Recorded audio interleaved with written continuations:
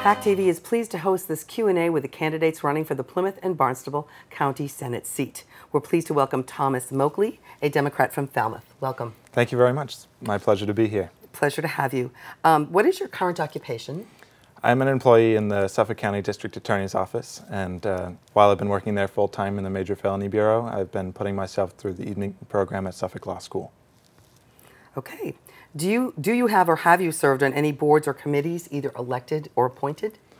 I'm not currently serving on any elected boards or anything like that. I worked in the office of Congressman Jim McGovern as well as State Representative Tim Madden. I'm an Eagle Scout, and I was also the student representative on the Falmouth School Committee back in the day, and the inaugural recipient of the Thelma Goldstein Scholarship from the Falmouth Democrats. I'm no stranger to being the youngest person in the room. My great-uncle Joe Moakley was a congressman from Boston, and he was first elected to the state legislature at 25, which is the same age I am. I'm not currently serving on any boards. Okay, no problem. And where can constituents go to find out more about you and your campaign? Well, we've got a website, thomasmoakley.com, and we've also got social media pages, on Facebook and Instagram and Twitter. If you just search my name, Thomas Moakley, it should come right up. Okay, we're going to start with some questions. Number one. Given that you will be coming into office midterm, how do you plan to tackle the process of getting up to speed on the myriad of topics and work product already being done in the 6 towns that you will represent?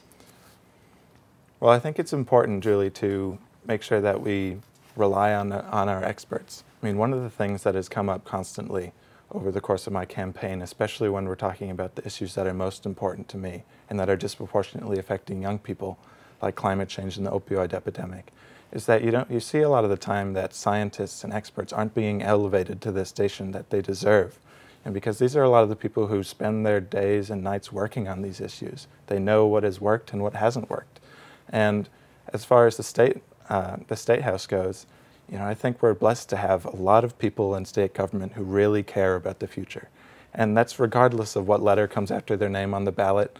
I think what's more important is the character of the person whose name it is. Mm-hmm. So I want to follow in the footsteps of people like Tip O'Neill and my uncle Joe Moakley, who realized that the most important tool in the legislator's toolbox is credit. And if you're willing to give up credit, you can get anything done. So if I'm elected, I'm going to be a senator for my whole district. And that means I'm going to have an open door policy for anybody who wants to come in, tell me about what's bothering them, what's important to them, what they think I can do for them. Mm-hmm. I always want to be of service to everyone.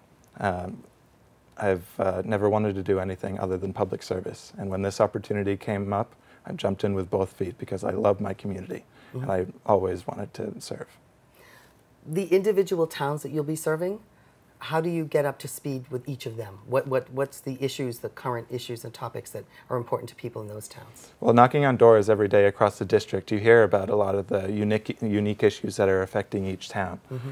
And also the fact that, again, we are blessed to be in a part of the state that has such active participation in government. And then that's what's really inspired me to get involved myself. So, I mean, I'm going to be the kind of senator who's calling up, a selectman or a planning board member before a meeting and say, okay, well, give me a little bit of a background on these issues. Let's see what's really going on here. What's the history of this issue? And, have there been similar projects elsewhere in the state that have worked out or that haven't worked out? Mm-hmm. And you hear from a lot of people about the issues that are affecting their towns. But a lot of times you also hear how what the whole district is concerned about. And those are things like climate change. There's things like the opioid epidemic and affordable housing. Okay. All right. So we're going to go on to your second question. What do you think are the priorities within the district regarding climate change? And how do they dovetail into the state's priorities and initiatives regarding the same topic? Well, it may sound dramatic, but it's true. The fact that for my generation, climate change is an existential issue. It's a security threat, it's an economic threat, and it's something that we need to be extremely proactive about combating. And we can do that through 2 prongs. We can do that through mitigation, which is discussing where does our energy come from? How can we make sure that we're heading towards a carbon neutral future at as quickly a rate as we possibly can? Massachusetts has been a leader on so many different things when it comes to gay rights, when it comes to healthcare. And this is another area where we can lead the country, and hopefully the country can lead the world, because it requires a community action. On Cape Cod, the Boston Globe ran a really fantastic feature called On the Edge of a Warming World, about how Cape Cod is already seeing the impacts of climate change. And many places on the South Shore have as well. So in our area, we see it already happening, already affecting people's lives in a very personal way. So in our district, climate resiliency is also going to be a major prong of our future in combating climate change.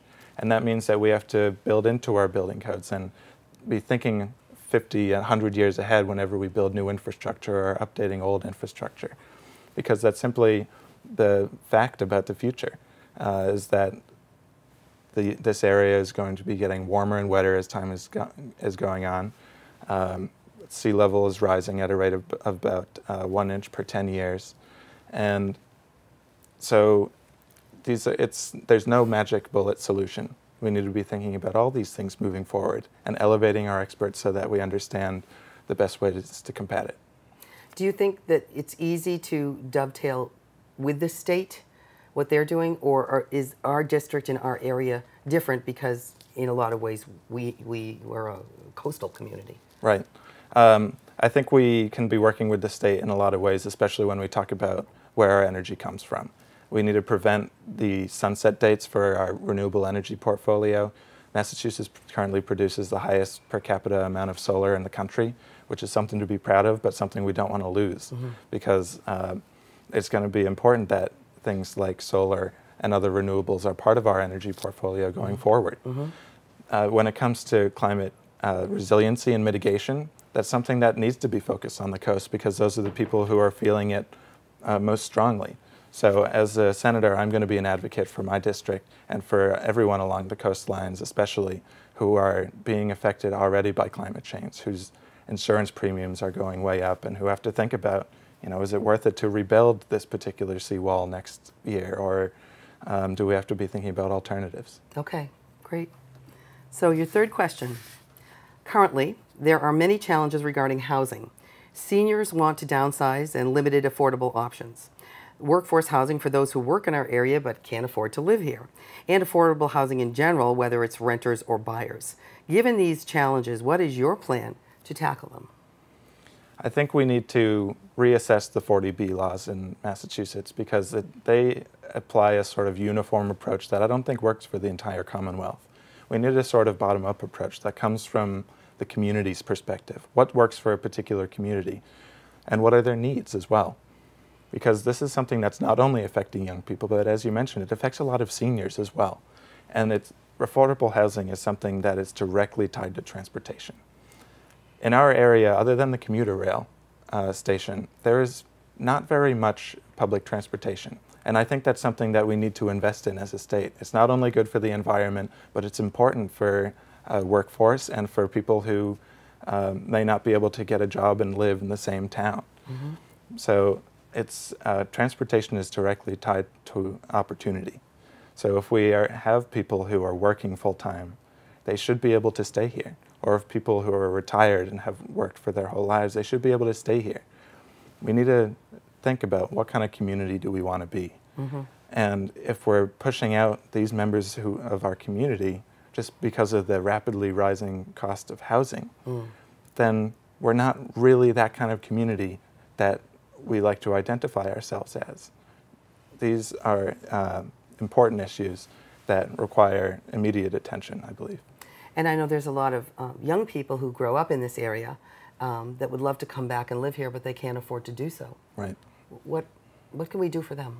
I think we can attract innovative jobs around here.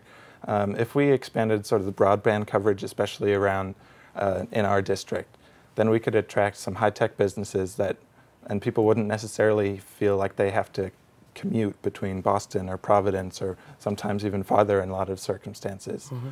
I mean, this is a beautiful place to grow up. I know I grew up here and I've loved it and I've never wanted to live anywhere else.